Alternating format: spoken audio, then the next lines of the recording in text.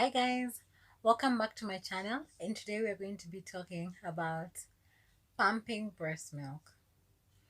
Pumping breast milk is always an alternative if you know you're not going to be with your baby or if you're having a hard time breastfeeding.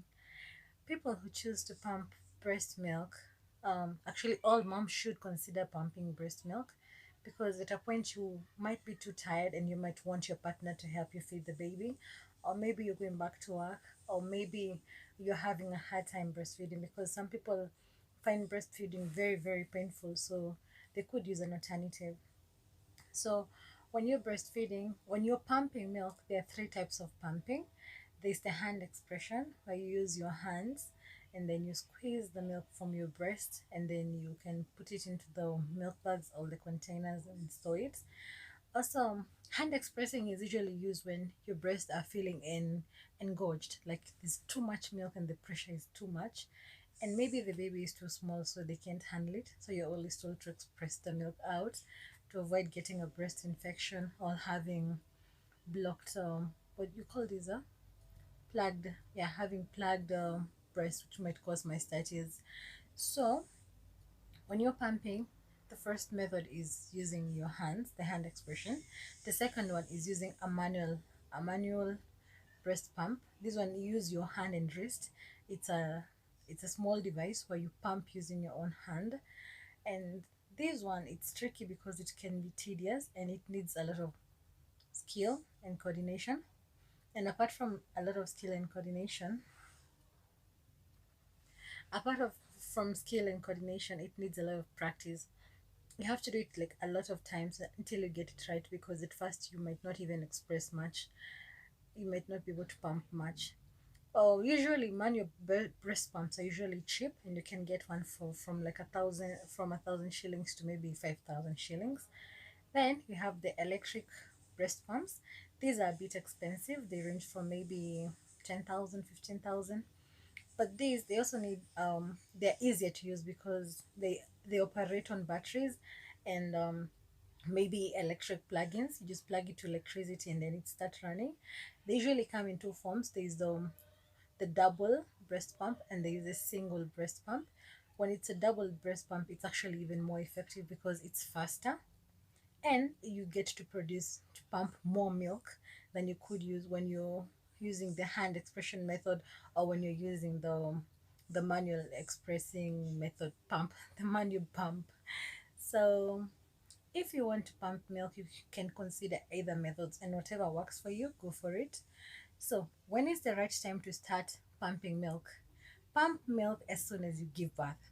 Actually, pumping milk when you give birth, milk doesn't just come immediately. You might find that you've given birth, but you don't have milk. Maybe you don't have enough milk, or maybe your milk has not come. You might find that when you give birth, the milk doesn't come, and you're having an issue because the baby is here and you don't have anything to give the baby.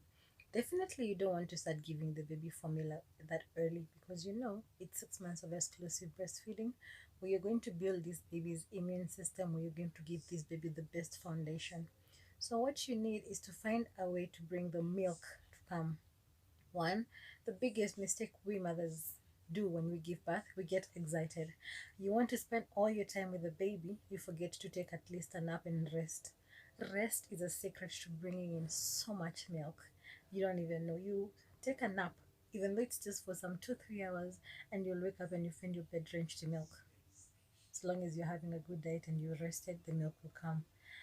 And another way is pumping milk. If you're finding that you're not getting, the milk is not coming and the baby is here, you can always pump. Pumping will bring about milk, and it's good for you. So when is the right time to pump? You pump milk the times that you know the baby is supposed to be feeding.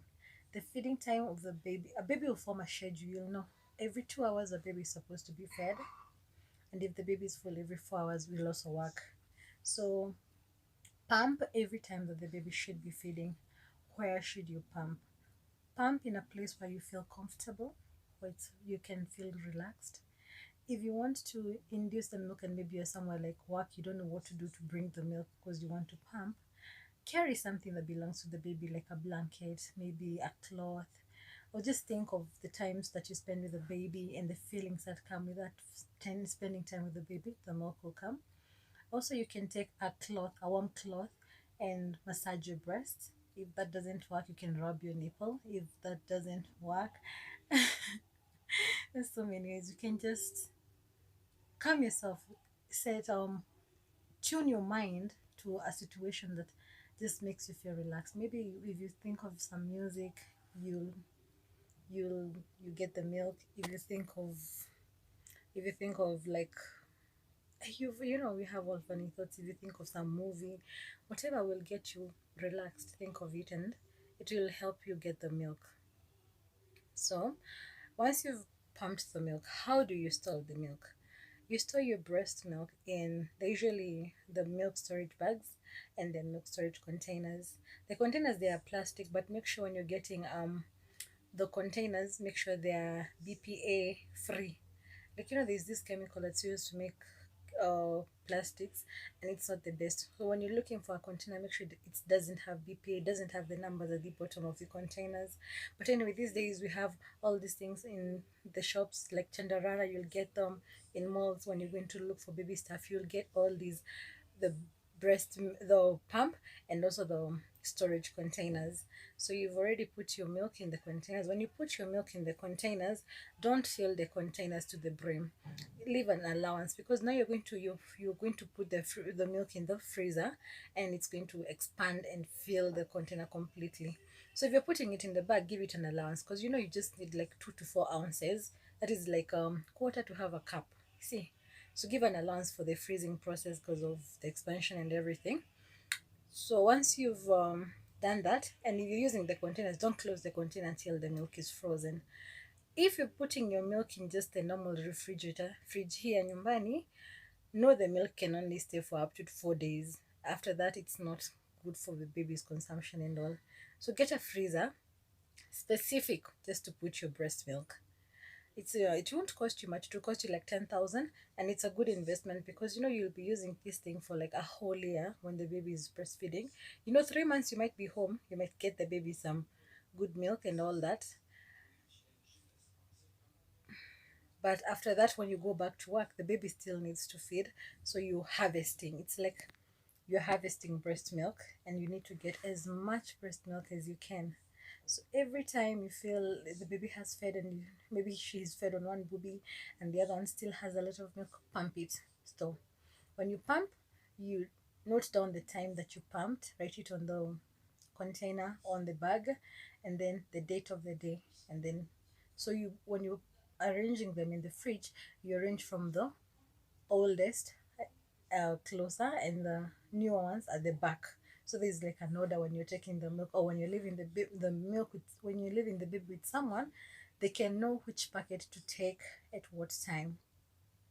Okay. So I have okay. So you've stored the milk, and now you want to give the baby the milk. So we've said, for if you're using the normal fridge, you keep the milk for 4 days.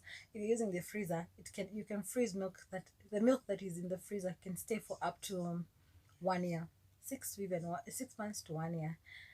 So when you're feeding the baby, how do you handle the stored milk? You take the milk from the fridge, and then you don't put it in the microwave. You don't put it in a sufuria. You take the milk, and then you place it, not even in the warm water. You place it like above the warm water, and just let it get to maybe room temperature, or just a little bit warm, depends. Some people like giving the babies warm breast milk, and others prefer just giving it at room temperature. But whatever you do, remember, breast milk is not like normal milk. This is antigens and antibodies, and they can be broken down by the process of shaking. So don't shake it. Try as much as possible to not shake it. If you have to, like, you want to shake it, just do it gently, like lightly, but try and avoid. Just let it warm, and then just transfer it gently, maybe into the feeding bottle, but don't shake it. When you shake it, you're killing the antigens and the antibodies, and now when you're giving the baby, it's just some colorful white stuff which doesn't even have much impact on the baby. So what happens if the baby has fed and the baby, there's still a lot of milk that's left behind. The milk that's left behind can be used for the baby, the pumped milk now that you've warmed, for up to 2 hours. After 2 hours, don't give the baby that milk anymore. Throw it away if the baby won't have finished. So that's the first part about pumping milk. And I have a friend of mine who was pumping milk exclusively because she was unable to breastfeed. I'll be talking to her and she can tell us more. We also have some lactating consultants who can tell us more about breastfeeding. So if you have any questions, do tell me and I'll make sure that I'll get the answers. I'll talk to the people and I'll get you all the information that you need. Till next time, share, comment, like, and subscribe. And have a lovely afternoon and a lovely weekend. Bye.